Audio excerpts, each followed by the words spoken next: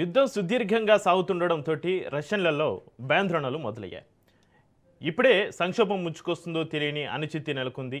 దీంతో చాలామంది రష్యన్లు తమ జీవితకాల పొదుపును బ్యాంకులో ఉంచుకోవడానికి భయపడుతున్నారు. చేతిలో నగదు ఉంచుకోవడమే సురక్షితమని వారు భావిస్తున్నారు.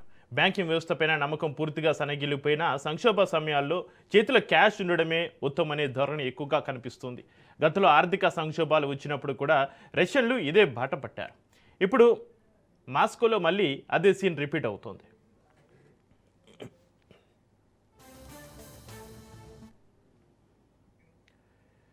దేశ సంపద యుద్ధ ట్యాంకులు క్షిపణులకే ఖర్చు అవుతుండడంతో సామాన్యులు సతమతం అవుతున్నారు. రక్షణ రంగం కోసం పుతిన్ సర్కార్ బడ్జెట్ను భారీగా మళ్లిస్తుంది. అలాగే ద్రవ్యోల్బణ ప్రభావం, దేశంలో కార్మికుల కొరత, రష్యా దీర్ఘకాలిక వృద్ధిని దెబ్బతీస్తున్నాయి. వివిధ రంగాలు తీవ్రమైన ఒత్తిడిని ఎదుర్కొంటున్నాయని ఆర్థిక నిపుణులు హెచ్చరిస్తున్నారు. కానీ పుతిన్ ప్రభుత్వం పైకి మాత్రం మేకపోతు గాంభీర్యం ప్రదర్శిస్తుంది. తమ ఆర్థిక వ్యవస్థ పటిష్టంగానే ఉందని, ఎలాంటి ఆంక్షలైనా తట్టుకునే సత్తా తమకుందని చెబుతోంది.